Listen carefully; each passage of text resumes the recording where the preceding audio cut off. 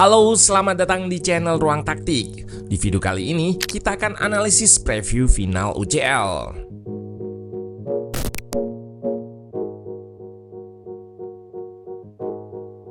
Dua tim besar bertemu.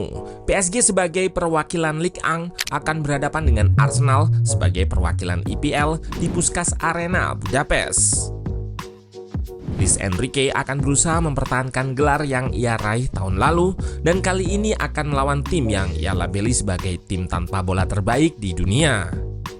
Arsenal dan PSG sendiri sempat bertemu di semifinal musim lalu dan dua leg pertandingan dimenangkan oleh anak asuh Enrique. Nah, penasaran bagaimana prediksi taktik yang akan berjalan di final nanti? Let's go, kita bahas sama-sama.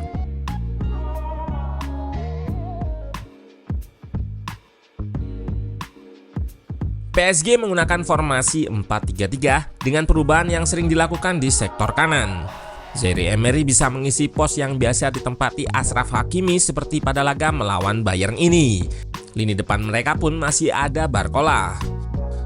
Sementara Arsenal menggunakan formasi di atas kertas 4-2-3-1. Kala melawan Atleti yang lebih bertahan, Arteta memasang Rice dan Skelly di tengah atau kemungkinan Zubimendi. Starter ini nanti akan berpatokan pada pemain yang paling fit dan bugar. Salah satu concern di laga ini adalah menit bermain pasukan Arteta yang sudah banyak melebihi 3.000 menit jika dibanding pemain PSG di musim ini. Recovery akan jadi sangat penting di laga yang diprediksi berintensitas tinggi ini.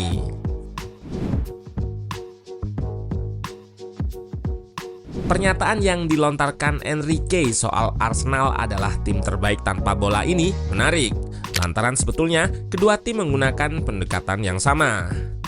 Yap, Arsenal akan melakukan high press berbasis man-to-man dengan mengarahkan serangan ke salah satu sisi sebelum press, dan pemain lawan di sisi terjauh dibiarkan kosong untuk menjaga kerapatan karena pemain ini paling sulit diakses atau diumpan lawan. PSG pun sama, mereka menerapkan pressing berbasis man-to-man saat lawan build up. Press diarahkan ke satu sisi terlebih dahulu, lalu man-to-man dilakukan secara agresif. Terlihat juga sisi terjauh dari bola dibiarkan kosong. Kembali man-to-man terlihat dilakukan di seluruh area dan membuat lawan lakukan back pass. Karena pendekatan man-to-man inilah, pertandingan diprediksi akan banyak menggunakan long pass untuk melewati atau bypass high pressing. Long pass ini juga kerap terjadi di laga semifinal antara Bayern versus PSG. Di final nanti Arsenal akan lebih diunggulkan karena keunggulan postur untuk duel udara. PSG sendiri cukup kesulitan di laga versus Bayern sebelumnya. Jika lakukan duel up pendek rentan di press, long pass pun mereka pilih namun kalah duel seperti ini. Luis Enrique sendiri sudah punya cara untuk menghindari duel udara ini dengan taktik membuang bola saat goal kick, dan mereka akan mencoba merebut kembali ketika throw in. Apalagi timnya terkenal agresif dalam melakukan press dengan banyak pemain dan akan mengunci di satu sisi. PR-nya adalah memenangkan duel udara dan second ball.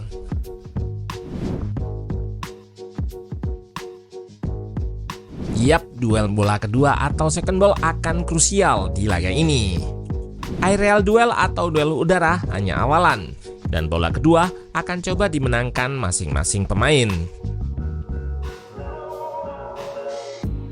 Long pass dan perebutan bola akan mengantarkan pada situasi transisi yang tidak bisa diprediksi.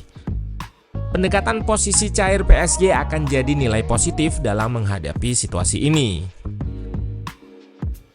Namun Arsenal memiliki kelebihan kala transisi ke bertahan. Di momen ini terlihat Saka dan Eze turun terlebih dahulu kala pertahanan belum terbentuk.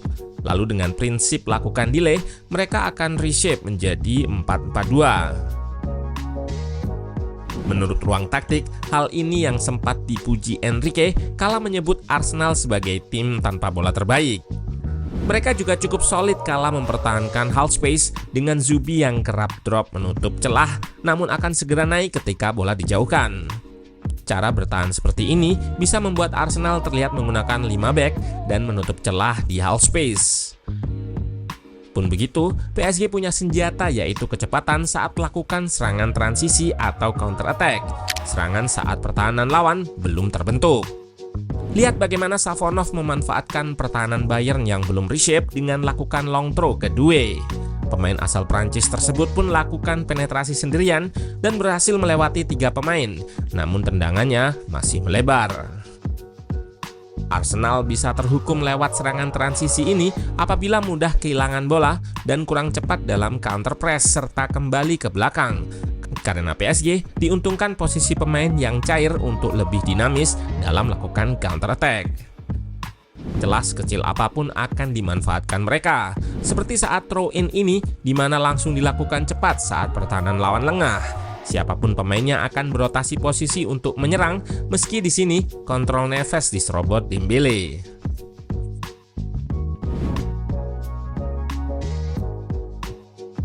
Karena permainan berbasis man to man, maka akan banyak terjadi situasi 1 versus 1 di seluruh lapangan. Di aspek ini PSG lebih diunggulkan, apalagi jika high press yang diterapkan nanggung. Lihat bagaimana mereka build up pendek dari belakang meski sudah di-press. Mendes memanfaatkan press Koundé yang telat menutupnya dengan lakukan umpan kombinasi bersama Barcola. Pass and move-nya berhasil mengurai press, dilanjutkan penetrasi diagonal untuk kacaukan marking. Benar saja, ia membuka ruang bagi Mayulu dan berikan umpan yang gagal dihalau. Untuk urusan build up pendek dan umpan kombinasi, memang PSG lebih di depan. Lihat juga bagaimana Kvaratskhelia berpindah posisi hingga ke tengah dan lakukan kombinasi bersama Dembele, lalu ke Barcola di sayap kiri hingga penetrasi ke kotak penalti.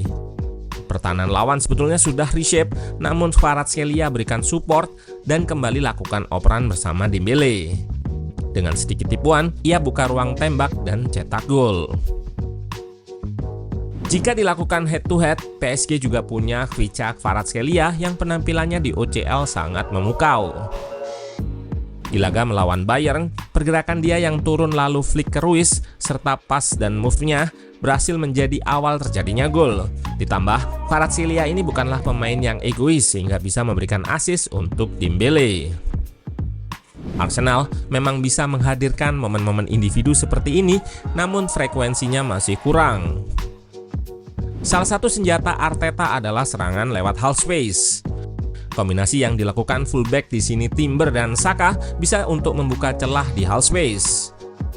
Kembali dilakukan White ke Saka ini, namun tetap back-back PSG nantinya cukup solid bertahan di box. Celah di half space ini juga yang jadi pembuka gol mereka kala melawan Atleti. Memanfaatkan terobosan, Gyökeres merangsek masuk.